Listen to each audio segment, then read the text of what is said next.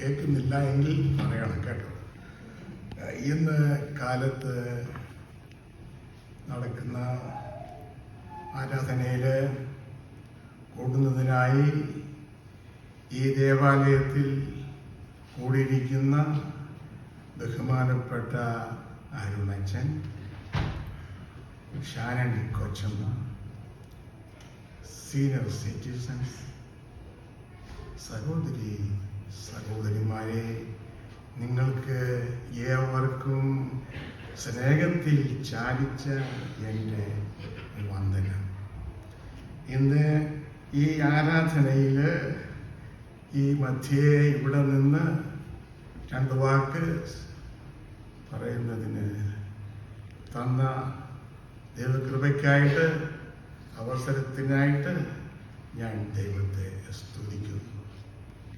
അതിന് എനിക്ക് സമയം അനുവദിച്ച് തന്ന് എല്ലാം ഒരുക്കുന്ന ബഹുമാനപ്പെട്ട അരുണച്ചനോട് ഉള്ള നന്ദിയും കടപ്പാടും ഞാൻ അറിയിച്ചു കൊള്ളുന്നു. ഇന്ന് ഞാൻ നിങ്ങളോട് സംസാരിക്കാൻ ആഗ്രഹിക്കുന്നത് ലൂക്കോസിന്റെ സുവിശേഷം 2-ാം അധ്യായം 25 മുതൽ 38 വരെയുള്ള വാക്യങ്ങൾ. നിങ്ങൾ അത് സുവിശേഷമായി വായിച്ച് കേട്ടതാണല്ലോ. അതുകൊണ്ട് ഞാനിവിടെ വെറും 3 വാക്യങ്ങൾ മാത്രമേ വായിക്കുന്നുള്ളൂ. 25-ാമത്തെ വാക്യം. യെരൂശലേമിൽ ശിമയോൻ എന്ന പേരുള്ള ഒരു മനുഷ്യൻ ഉണ്ടായിരുന്നു. ആ മനുഷ്യൻ നീതിമാനും യെരൂശലേമിന്റെ ആശ്വാസത്തിനായി കാത്തിരുന്നവനും ആയിരുന്നു. പരിശുദ്ധാത്മാവ് അവന്റെ മേൽ ഉണ്ടായിരുന്നു. 28.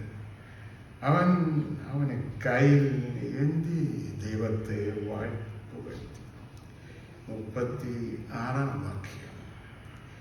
ആശേർ ഗോത്രത്തിൽ ഫനൂവേലിന്റെ മകളായ ഹന്ന എന്നൊരു പ്രവാചകി ഉണ്ടായിരുന്നു. അവൾ കന്യാകാലത്തിൽ 7 സംവത്സരം ഭർത്താവിനോടുകൂടെ കഴിച്ച് 84 സംവത്സരം വിധവയും വളരെ വയസ്സ് ചെന്നവളുമായി. നമുക്ക് ഒരു വാക്ക് പ്രാർത്ഥിക്കാം. നിങ്ങൾ കണ്ണ് അടച്ചാലും.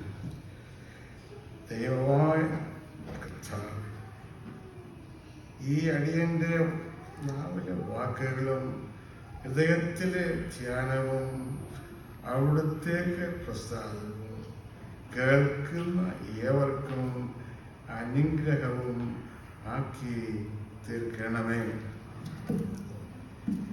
നമ്മൾ എല്ലാവരും ചെറുപ്പം മുതലേ ചെറുതും വലുതും ആയിട്ടുള്ള ധാരാളം സുവിശേഷ പ്രസംഗങ്ങള് കേട്ടിട്ടുണ്ട്, പോയിട്ടുണ്ട്. ഇവയിൽ ചിലത് കവലപ്രസംഗങ്ങളായിരിക്കും, ചിലത് കീഴ്വകേട്ട മാരാമൺ കൺവെൻഷൻ പോലുള്ള യോഗങ്ങളായിരിക്കും.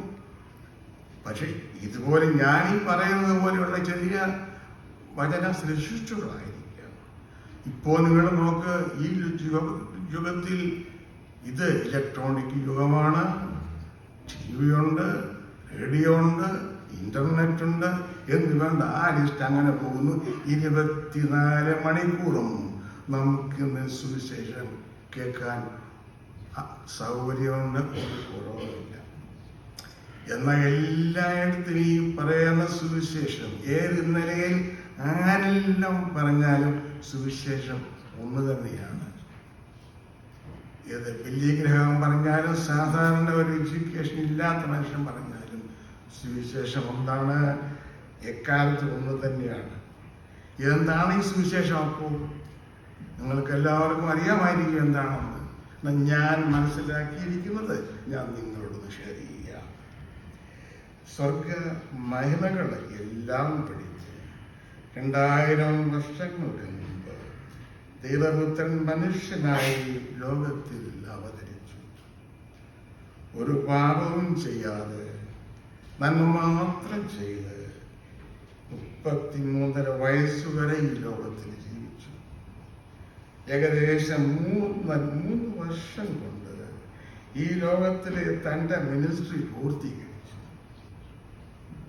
ആദാം ചെയ്ത ആ പാപത്തിൽ നിന്നും മനുഷ്യരാശിയെ രക്ഷിക്കാൻ പ്രായശ്ചിത്തമായി തൻ്റെ ജീവൻ നൽകി.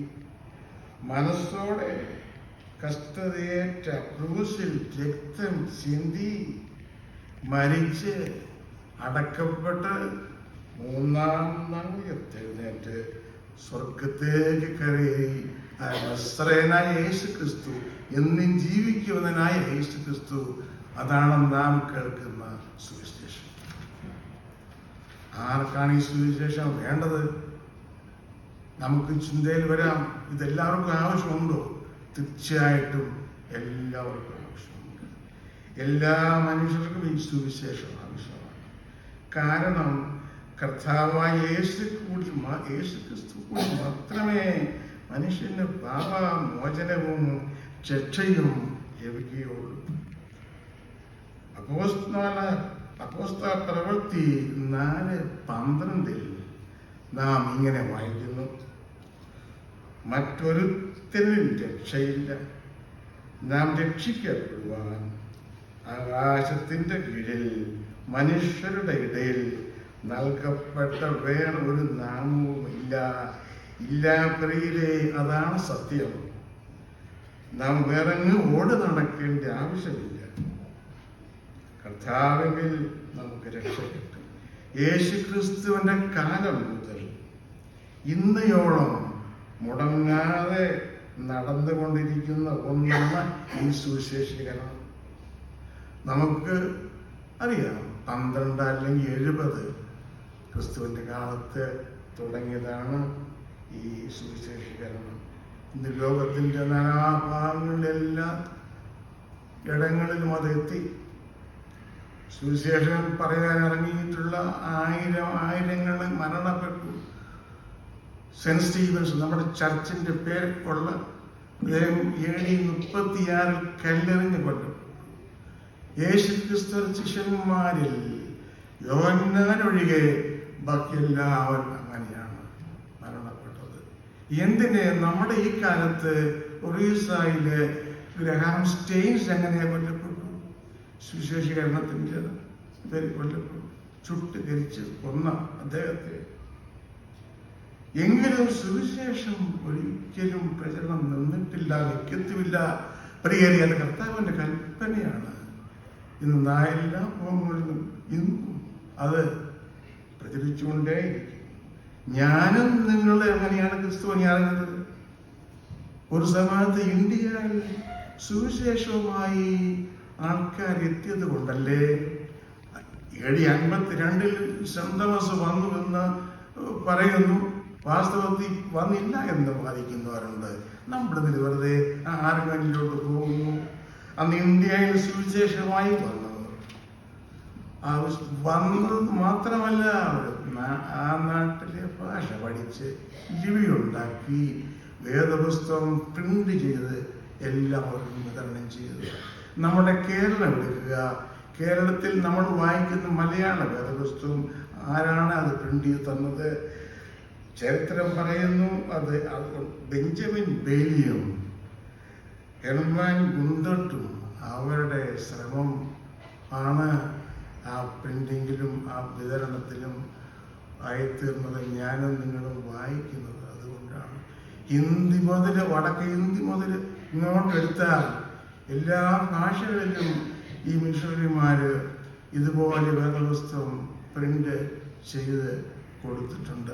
നമ്മൾ ചിലത് ചിന്തിക്കും, ബൈബിൾ ഇഷ്ടമായി ഞാൻ പറയുക, ബ്രിട്ടീഷ് ഈസ്റ്റേൺ കമ്പനിയാണ് ഈ സുവിശേഷം കൊണ്ടുവന്നത് എന്ന് തെറ്റാണ്. ബ്രിട്ടീഷ് ഈസ്റ്റേൺ കമ്പനി മിഷണറിമാർ എതിരായിരുന്നവർ. വില്യം കേരി തുടങ്ങിയ ആളുകളാണ് ഈ സുവിശേഷീകരണത്തിനായി ഇന്ത്യയിൽ വന്നത്. ഞാൻ ഇൻസിഡന്റലി പറഞ്ഞു എന്നുള്ളത്. ഇത് ഈ സുവിശേഷീകരണത്തെ പറ്റി പറയുമ്പോൾ ഒരു കഥ എൻ്റെ മനസ്സിൽ വരികയാ. ഞാൻ നിങ്ങളോട് പറയുക. കഥ അല്പം ഒന്ന് ശ്രദ്ധിക്കണം. 2 അയൽവാസികൾ, നല്ല ക്രിസ്തീയ വിശ്വാസമുള്ളവർ, യാതൊരു അതിര് വഴക്കും അവർ തമ്മിലില്ല. കോഴി കയറിയെന്നോ പൂച്ച കയറിയെന്നോ പട്ടി കയറിയെന്നോ പറഞ്ഞൊന്നും ശല്യം ചെയ്യുന്നവരല്ല അവർ. റിട്ടയർമെന്റിലുള്ളവരായിരിക്കാം. പക്ഷേ കാലത്തെ ഈ 2 പേരും കൂടെ നടക്കാൻ പോകുന്നത് ഈ നിലം നല്ല വെള്ളമായി കിടക്കുന്ന നെൽപ്പാടത്തിന്റെ അടുത്തുകൂടി ആ വരമ്പെ കൂടി അവർ പോകുന്നത്. അപ്പൊ ഈ വരമ്പെ കൂടെ കാലത്ത് പോകുമ്പോ ഈ കാറ്റടിക്കും. ഈ കാറ്റടിക്കുമ്പോ ഈ ഈ കതിർക്കണിങ്ങനെ കയ്യെ തട്ടും. അപ്പൊ അറിഞ്ഞോ അറിയാതെയോ അവർ കുറെ മണികൾ പറിക്കും. ഈ 2 പേരിൽ ഒരാൾ ഈ പറിക്കുന്ന മണികളുടെ മടിയിൽ സൂക്ഷിക്കും, കൊണ്ടുവന്ന് ഭാര്യയുടെ കൊടുക്കും. മറ്റേ അദ്ദേഹം ഈ പറിക്കുന്ന മണികള് എന്താണെന്നറിയാവോ, ഈ നടന്ന് പോകുന്ന വഴിക്ക് അവിടെ ഇവിടെയൊക്കെ ചെതറി ഞാൻ കളയും. കൈ വീശി അദ്ദേഹം വീട്ടിൽ ചെല്ലും. മറ്റേ അദ്ദേഹം ഭാര്യയുടെ കൊണ്ട് കൊടുക്കുന്ന മണി അവർ സൂക്ഷിച്ചാണ് വെച്ചു. ഇതുപോലെ പല ദിവസം കഴിഞ്ഞപ്പോൾ ഒരു ദിവസം ഭാര്യ ഈ മണി കൊണ്ട് കൊടുത്ത അദ്ദേഹത്തിന്റെ ഭാര്യ പിന്നെടുത്ത് അദ്ദേഹത്തെ കാണിക്കുന്നു. ഇത്രയും നെല്ല് എൻ്റെ അടുത്ത് തന്നിട്ടുണ്ട്, ഞാൻ എന്താ ഇത് ചെയ്യേണ്ടത്? അപ്പോൾ അദ്ദേഹം സജസ്റ്റ് ചെയ്തു, അത് നെല്ല് അരി നമുക്ക് ചോറാക്കി നമുക്ക് ആഹാരം. അതുപോലെ അവർ ചെയ്തു. നല്ല സ്ത്രീ അരി ആക്കി നെല്ല് ശരിയാക്കി എടുത്ത് ചോറുണ്ടാക്കി ഭക്ഷിക്കാൻ സമയത്ത് ഇദ്ദേഹം അടുത്ത സ്നേഹിതനെ വിളിക്കുന്നു. നല്ല മനുഷ്യൻ, വന്നാട്ടെ കഴിച്ചാട്ടെ. അവരെപ്പോഴും അങ്ങോട്ടും ഇങ്ങോട്ടൊക്കെ പോകും, കഴിക്കാൻ പോകുന്നവരാണ്. അദ്ദേഹം വന്നു, ആഹാരം ഒന്നിച്ചിരുന്ന് കഴിച്ച് കഴിഞ്ഞപ്പോൾ അയൽവക്കത്തു നിന്ന് വന്ന് ആ മനുഷ്യൻ ചോദിക്കുന്നു, ഇതെന്ത് പറ്റി? ഇത് നല്ല ചോറായിരുന്നല്ലോ, ഇത് നമ്മൾ സാധാരണ ആ കടയിൽ നിന്ന് വാങ്ങിക്കുന്ന അരിയാണോ ഇന്ന് ഉപയോഗിച്ചത്? അപ്പോൾ അദ്ദേഹം പറഞ്ഞു, സുഹൃത്തെ, അല്ല, നമ്മൾ നടക്കാൻ പോയപ്പോൾ പറിച്ചെടുത്ത നെൽമണികളാണ്. അത് ഞാൻ വീട്ടിൽ കൊണ്ട് കൊടുത്തു. അത് കുറെ ആയപ്പോൾ ഇത്രയും അളവായെന്ന് കണ്ടപ്പോൾ ഭാര്യ അരിയാക്കി ചോറുണ്ടാക്കി തന്നതാണ് എന്ന് പറഞ്ഞു. അദ്ദേഹം അല്പസമയം കുനിഞ്ഞിരുന്നു. അല്പ വിഷമമുണ്ടായി കാണും. തലപൊക്കി പറഞ്ഞു, ഇനിയും നമ്മൾ നടക്കാൻ പോകുമ്പോൾ ഞാൻ നിങ്ങൾ ചെയ്തതുപോലെ ആ മണികൾ കൊണ്ട് വീട്ടിൽ കൊടുക്കും. അപ്പോൾ ശരി, 2 പേരും അടുത്ത ദിവസവും അതിനടുത്ത ദിവസവും നടക്കാൻ പോകുന്നു. ആ വരമ്പത്തിനോട് അടുത്തപ്പോൾ അവർക്ക് സർപ്രൈസായി. അന്ന് കണ്ട നെൽമണികളോ നെല്ലോ ഒന്നും അവിടെയില്ല. ഇത് യന്ത്രമുള്ള കാലമല്ലേ, ഇത് കൊയ്യാൻ അധികം സമയം വേണ്ടല്ലോ. ഒരു കഴിഞ്ഞ പ്രാവശ്യം പോയിട്ട് വന്നപ്പോൾ ഉണ്ടായിരുന്ന നെല്ലെല്ലാം കൊയ്തുകൊണ്ട് പോയി. ആ കണ്ടത്തിൽ കുറച്ച് കച്ചി കിടപ്പുണ്ട്. അവർ 2 പേരും നടന്ന് പഴയതുപോലെ വീട്ടിൽ വന്നു. സഹോദരനെ ഇതുപോലെയാണ്. ഒരാൾ സൂക്ഷിച്ചു നെല്ല് കിട്ടിയത് മറ്റേയാൾ കളഞ്ഞു. ഈ സുവിശേഷം ഇതുപോലൊക്കെ തന്നെയാണ്. ഈ കേൾക്കുന്നവര് ഒരു നല്ല പങ്കും മറന്നിച്ച് വീട്ടിൽ പോകും. പിന്നെ അത് കേൾക്കാമല്ലോ എന്ന് കരുതും. പക്ഷെ കുറച്ച് പേര് ഇത് കേട്ടിട്ട് അത് ഗ്രഹിച്ച് കർത്താവിനെ രക്ഷിതാവായിട്ട് അംഗീകരിച്ച് ഏറ്റ് ഈ സുവിശേഷം മറ്റുള്ളവരോട് പറയും. അതല്ലേ ചെയ്യേണ്ടത്. അങ്ങനെ ചെയ്യുന്നവരുടെ അളവ് കുറവാണ്. ഞാനത് നിങ്ങളും ചെയ്യേണ്ടത് അവളും ചെയ്യുന്നില്ല. ഞാൻ അങ്ങോട്ട് പോയി സമയം കളയുന്നില്ല. ഞാൻ എടുത്ത ഒരു വാക്കിലേക്ക് വരുന്നേ അല്ല, നിങ്ങൾ ഇങ്ങോട്ടേക്ക് ഒന്നും പറഞ്ഞില്ലല്ലോ. ലൂക്കോസിന്റെ സുവിശേഷത്തിലോട് തിരിച്ചാ വരുന്നു. ഞാൻ ഒരു വാക്ക് വായിച്ചത് ലൂക്കോസ് 2:25-38 വരെ ഉള്ള വാക്യങ്ങൾ. ലൂക്കോസ് ഇവിടെ 2 പേരെയാണ് നമുക്ക് എടുത്ത് കാട്ടുന്നത്. ഒന്ന് ശിമയോൻ, രണ്ട് ഹന്ന. ഈ സുവിശേഷങ്ങളിൽ ഈ ലൂക്കോസ് മാത്രമേ ഇവരെക്കുറിച്ച് പ്രതിപാദിക്കുന്നുള്ളൂ. ബാക്കി സുവിശേഷത്തിലൊന്നും ഈ ഹന്നായെക്കുറിച്ചോ ശിമയോനെക്കുറിച്ചോ പറയുന്നില്ല. ഒരു പക്ഷേ ഈ ലൂക്കോസ് ഒരു വൈദ്യനായിരുന്നു. ഇവർ രണ്ടും പ്രായമുള്ളവരും ഒക്കെ ആയിരുന്നു. ഏതായാലും വേറെ ആരും പറയുന്നില്ല. പോട്ടെ. ഈ ലൂക്കോസ് ശിമയോനെക്കുറിച്ച് എന്താ പറയുന്നതെന്ന് നമുക്ക് നോക്കാം. ലൂക്കോസ് പറയുന്നു, ശിമയോൻ യെരൂശലേമിൽ ജീവിച്ചിരുന്ന നീതിമാനായ ഒരു മനുഷ്യനായിരുന്നു. അവനിൽ പരിശുദ്ധാത്മാവ് ഉണ്ടായിരുന്നു. ദൈവ നിയോഗത്താൽ ശിമയോൻ യെരൂശലേം പള്ളിയിൽ ചെല്ലുമ്പോൾ വെറും 8 ദിവസം മാത്രം പ്രായമായ ആ കൊച്ചു പൈതലിനുമായിട്ട് യേശുവിൻ്റെ മാതാപിതാക്കൾ ദേവാലയത്തിൽ വരുന്നു.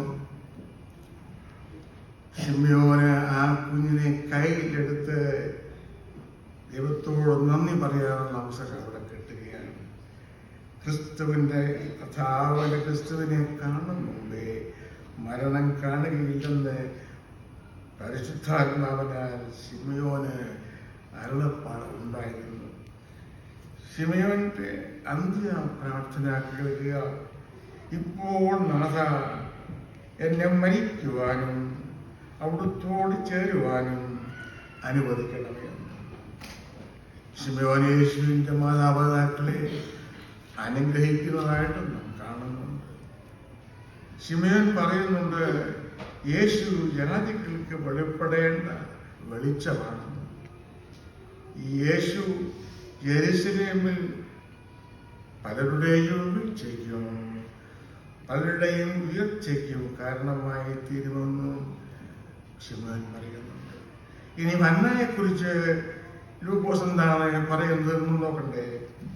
ഇവിടെ നാം വായിക്കുന്നു, അവൾ ആശേർ ഗോത്രത്തിലുള്ള 100 പരം പ്രായമുള്ള ഒരു വിധവയായിരുന്നു എന്ന് പറയുന്നു.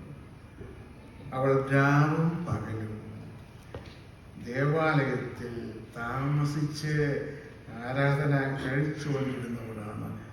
യേശുക്കുഞ്ഞിനെ കൊണ്ട് മാതാപിതാക്കൾ ചെല്ലുമ്പോൾ അവർക്കിന്ന് ദൂരെ പോകേണ്ടി വന്നില്ല. ആരാണെന്നൊന്ന് ഐഡന്റിഫൈ ചെയ്ത് കിട്ടിയാൽ മതി. അവർക്ക് ആരായി കുഞ്ഞെന്ന് മനസ്സിലായി. യേശു കുഞ്ഞിനെ കണ്ട് അവരും സന്തോഷിക്കുക തന്നെയല്ല, അവര് മറ്റുള്ള വീണ്ടെടുപ്പിന് വേണ്ടി കാത്തിരുന്ന മറ്റുള്ളവരോട് ഈ ഹന്ന യേശു ക്രിസ്തുവിനെ കണ്ട കാര്യം പറയുകയാണ്. അല്പസുവിശേഷമല്ലേ ഹന്ന അവിടെ ചെയ്യുന്നത്? നിങ്ങളൊന്ന് പോട്ടെ. ശിമയോനിൽ നിന്നും ഹന്നയിൽ നിന്നും നാം എന്താണ് നാം മനസ്സിലാക്കേണ്ടത്? നാം ദൈവനീതിയിൽ നാം ജീവിക്കണം. മറ്റുള്ളവരോട് നാം യേശുവിനെ കുറിച്ച് പറയണം. യേശുവിനുള്ള പ്രത്യാശയിൽ നാം ജീവിക്കണം. ശിമയോനും ഹന്നായും ജീവിച്ചിരുന്നത് ആ കാലത്ത് കർത്താവ് വന്നിരുന്നില്ല. അപ്പോഴാണ് ഒന്നാമത് കർത്താവ് വരുന്നത്. ഞാനും നിങ്ങളും ജീവിക്കുന്ന ഈ കാലത്തോ നാം കർത്താവ് രണ്ടാമത്തെ വരവിനായി കാത്തിരിക്കുകയാണ്. ഇന്നത്തെ ലോകത്തെ നമ്മളൊന്ന് നോക്കുകയാണെങ്കിൽ പുരോഗതിയുടെ കാലം എന്ന് മനുഷ്യർ പറയാം. എന്തെല്ലാം നേടി എന്ന് മനുഷ്യർക്ക് അല്പഹങ്കരിക്കാം. എന്നാൽ നാം ഇന്ന് കേൾക്കുന്ന പല വാർത്തകളും നല്ലതാണോ? ചിലതൊക്കെ മനുഷ്യ മനസ്സാക്ഷിയെ മരവിപ്പിക്കുന്നതല്ലേ? മനുഷ്യ സന്തോഷം കിട്ടാൻ, സമാധാനം കിട്ടാൻ അങ്ങോട്ടും ഇങ്ങോട്ടും ഓടി നടക്കുക. എവിടെയാ സമാധാനം? എവിടെ സന്തോഷം? കിട്ടത്തില്ല സഹോദരരെ, കിട്ടത്തില്ല. നമ്മുടെ നല്ല നാഥൻ വരുന്നവന്മാരെ ഇതേപോലെ ഈ ലോകം പോകും. ഇന്ന് ഞാനും നിങ്ങളും ജീവിക്കുന്ന ഈ ലോകം വൈരുദ്ധ്യങ്ങളും വൈവിധ്യങ്ങളും നിറഞ്ഞതാണ്. നമുക്ക് ചാവും ഇതാണ്. ഈ ലോകത്തിൻ്റെ പരിപരിത്ത വർഷങ്ങളിൽ തട്ടി മുട്ടി ഉരഞ്ഞ് എൻ്റെയും നിങ്ങളുടെയും ധന്യമായ ജീവിതം ഒടിഞ്ഞ് അരഞ്ഞ് നശിച്ചു പോകാതെ ഇരിക്കാൻ അല്ല, നേരെയുള്ള പാതയിൽ നിന്നും തെന്നിമാറി വിശാലമെന്ന് തോന്നിക്കാവുന്ന നരകപാതയിലേക്ക് തെന്നി മാറാതിരിക്കാൻ നമ്മുടെ ജീവിതത്തെ കരുപിടിപ്പിക്കാൻ വേണ്ട കരുതൽ പറക്കിയെടുക്കേണ്ടത് ഇതുപോലെയുള്ള ക്രിസ്തീയ ആരാധനയിൽ നിന്നും ക്രിസ്തീയ കൂട്ടായ്മയിൽ നിന്നും ആണ് പ്രിയരെ. ഒന്നുകൂടി ഞാൻ തെളിയിച്ചു പറഞ്ഞാൽ, നമ്മുടെ നല്ലവനായ കർത്താവിൻ്റെ കയ്യിൽ ഈ കരുതുണ്ട്. അത് ചോദിച്ച് തന്നെ വാങ്ങണം. നാം ചോദിച്ചാൽ ഒരു മടിയും കൂടാതെ തരുവാൻ മനസ്സുള്ളവനാണ് നമ്മുടെ കർത്താവ്. അങ്ങനെ ചെയ്താൽ ഈ കരയിലെ കൊടുങ്കാറ്റോ ഈ കടലിലെ തിരമാലയോ നമ്മുടെ ജീവിതത്തിന് യാതൊരു പോറൽ പോലും ഏൽപ്പിക്കാൻ സാധ്യമല്ല. നമ്മെ തലോടി അത് പോവുകയുള്ളൂ. കർത്താവ് കവചം വെച്ചാൽ അത് കടക്കാൻ ആർക്കും സാധ്യമല്ല. നമുക്കിനി ഞാൻ ഈ സേവിച്ചിട്ടുള്ളൊരു കാര്യം കൂടെ പ്രസംഗം നീട്ടിയേ പോകുന്നില്ല. ഒരു കാര്യം സീനിയേഴ്സിനായിട്ടുള്ളതായിട്ടൊന്ന് പറയണമെന്ന് എനിക്ക് ആഗ്രഹം. ഒരു കാലത്ത് കുട്ടികളായി തട ക്ലാസ്സിൽ പഠിക്കുമ്പോൾ സ്കൂളിൻ്റെ മുകളിലൂടെ ആകാശത്തിൽ കൂടെ ശബ്ദമുണ്ടാക്കി ഏതോ ഒന്ന് പോകുന്നത് കണ്ടതായി ഓർക്കുന്നില്ലേ? അടുത്ത് നിൽക്കുന്ന കുട്ടികൾ വിമാനം എന്ന് പറഞ്ഞ് ഉച്ചത്തിൽ ശബ്ദമുണ്ടാക്കി നടക്കുന്നത് കേട്ടിട്ടില്ലേ? ഓർമ്മയുണ്ടോ? അന്ന് ആരെങ്കിലും ചിന്തിച്ചിട്ടുണ്ടോ? അതുപോലെ ഒരു വിമാനത്തിൽ സമയത്ത് കയറാനൊക്കും സാധ്യത കുറവാണ്. എന്നെ സംബന്ധിച്ച് ഞാൻ പറയാം, ഞാൻ ചിന്തിച്ചിട്ടില്ല. എനിക്ക് അങ്ങനെയൊന്നും ചിന്തിക്കാൻ വകുപ്പില്ലായിരുന്നു സൗപ്പില്ലായിരുന്നു. എന്നാൽ കർത്താവിന് വിമാനയാത്ര ഒരുക്കി ഉപയോഗിച്ചിരുന്നു എന്ന് ഞാൻ വിശ്വസിക്കുന്നു. യോഗ്യനല്ലാത്തവന് യോഗ്യനാക്കുന്നവനാണ് നമ്മുടെ കർത്താവ് അറിയുക. ആ കർത്താവ് എന്നും ജീവിക്കും. അവൻ നമ്മളെ ഒരിക്കലും തള്ളുകയില്ല. ആ കർത്താവിൽ നാം ആശ്രയിക്കും. ഒരു സംഭവം കൂടി പറഞ്ഞ് ഞാൻ നിർത്താം, സമയം എടുക്കുന്നില്ല. ഒരിക്കൽ ഒരു ഭവനത്തിൽ കർത്താവിൽ വിശ്വസിക്കുന്ന ഒരു പിതാവുണ്ടായിരുന്നു. 4 ആൺമക്കൾ. ഇളയ മകന്റെ കൂടെ ഈ പിതാവ് താമസിക്കുന്നു. ഇദ്ദേഹം മരണക്കിടക്കയിലായി. മരണം ആഗ്രഹിച്ച് പിതാവ് കിടക്കുകയാണ്. നല്ലൊരു മനുഷ്യൻ എന്നും ആകുന്ന കാലത്ത് പള്ളി കൊടുത്തിരുന്ന മനുഷ്യൻ. നടന്ന കഥയായി. ഏതായാലും വരുന്നവരോടൊക്കെ പറയും, ഇനി നിങ്ങളെ വരുമ്പോൾ എന്നെ ഞാൻ കണ്ടെന്ന് വരികയില്ല, പ്രാർത്ഥിച്ച് കാട്ട്. വരുന്നവരൊക്കെയും പ്രാർത്ഥിച്ചിട്ട് പോകും. ഇങ്ങനെ കൊച്ചുമക്കളുണ്ട്. കൊച്ചുമക്കളും കാണാൻ വരുമ്പോൾ ഇത് തന്നെ ഇദ്ദേഹം ഈ പിതാവ് പറഞ്ഞ് അവരെ അയക്കും. അങ്ങനെ ദിവസം പോയി ആഴ്ചകളായി 2-3 മാസമായി. ഈ പിതാവ് അപ്പോഴും കട്ടിലിൽ കിടക്കുന്നു. പക്ഷെ ഭാഗ്യമുള്ള പിതാവ്, ഈ പിതാവിനെ അവർ എടുത്തുകൊണ്ട് വഴിയിൽ ഈ കടത്തിണ്ണയിലൊന്നും കടന്നു കളഞ്ഞില്ല. അവർ പൊൻപോയ പിതാവിനെ നോക്കി. ഒരു അടുത്ത പ്രാവശ്യം ഒരു കൊച്ചുമകൻ വന്നപ്പോൾ ഒരു പില്ലോ കവറുമായിട്ടാണ് വരുന്നത്. അവൻ വന്നതിൻ്റെ ഉദ്ദേശം ആ പിതാവിൻ്റെ പില്ലോ കവർ ഒത്തിരി നാളായി അഴുക്കായി കണമൊന്ന് മാറാൻ വേണ്ടി ആ പില്ലോ കവർ ഒന്ന് മാറ്റാൻ ശ്രമിക്കുമ്പോൾ കുറേയേറെ പണം ആ കവറിലുണ്ടായിരുന്നു. ആ പില്ലോയിൻ്റെ പണമെല്ലാം എടുത്ത് മാറ്റി ആ നല്ല പയ്യൻ പുതിയ പില്ലോയൊക്കെ കവറൊക്കെ ഇട്ട് പിതാവിനെ നടത്തി. ആ പണം എങ്ങോട്ട് മാറ്റിയെന്നോ അത് ഡോളറാണെന്നോ എന്നോട് ചോദിക്കരുത്, എനിക്കറിയത്തില്ല. ഏതായാലും ആ പയ്യൻ പില്ലോ ശരിയാക്കി, വെട്ടി ശരിയാക്കി പിതാവിനെ കടത്തി തിരിച്ച് അവൻ്റെ ഭവനത്തിലോട്ട് പോയി അകലെയാണ്. പിറ്റേ ദിവസം 12 മണിക്ക് മുമ്പായി ആ പിതാവ് ഈ ലോകത്തിൽ നിന്നും മാറ്റപ്പെട്ടു. സഹോദരനെ, സത്യമാണ്. ആ പോയ ആ കൊച്ചുമകൻ ആ ഉള്ള ഡ്രസ്സിൽ തിരിച്ച് ആ പിതാവിൻ്റെ ഭവനത്തിലോട്ട് പോകേണ്ടി വന്നു മറ്റ് കാര്യങ്ങൾക്ക് സഹായിക്കാൻ വേണ്ടി. ഇത് നമ്മൾ നിസ്സാരമാക്കി എടുക്കരുത്. ഈ ലോകത്തിലെ പണവും ഈ പ്രതാപവും എല്ലാം നമ്മൾ പിടിച്ചു വെച്ചുകൊണ്ട് ഇരുന്നാൽ ചിലപ്പോൾ അല്പം കൂടെ താമസിച്ച് പോക്ക് നടക്കും. ഇതുകൊണ്ടൊന്നും അങ്ങോട്ട് പോകാനും ഒക്കില്ല. അവിടെ സ്ഥലമില്ല ഇതൊന്നും കൊണ്ടുവെക്കാൻ. കർത്താവിന് ഇവിടുത്തെ ഈ പണ്ടാരൊന്നും വേണ്ട കർത്താവിന്. ഇതൊന്നും അങ്ങോട്ട് കൊണ്ടുപോകാൻ പറ്റുകയില്ല. പ്രിയമുള്ളവരെ, ഈ പണത്തോടുള്ള ആഗ്രഹം നാം വിടണം. ഈ ലോകത്തോടുള്ള മോഹം നാം വിടണം. ഇനിയും നിർത്തട്ടെ. ആരാധന തുടരുന്നതിനാണല്ലോ ഞാൻ ഒന്നുകൂടെ പറഞ്ഞു. നമ്മെ ഇത്രയും നേരം എന്നെ കേട്ടുകൊണ്ടിരുന്ന നിങ്ങളും അല്ലെങ്കിൽ എനിക്കും ഒരു നല്ല ക്രിസ്തീയ ജീവിതം ഉണ്ടായി. ആ അന്നായെയും ആശ്മയെയും മാതൃകയാക്കി മുന്നോട്ട് പോയി കർത്താവിന്റെ രണ്ടാമത്തെ വരവിൽ എടുക്കപ്പെടുവാൻ യോഗ്യതയുള്ളവരുമാക്കണമേ എന്നാശിച്ചു പ്രാർത്ഥിച്ചുകൊണ്ട് എൻ്റെ ഈ വാക്കുകൾക്ക് ഞാൻ വിരാമമിടുന്നു. നന്ദി, നമസ്കാരം.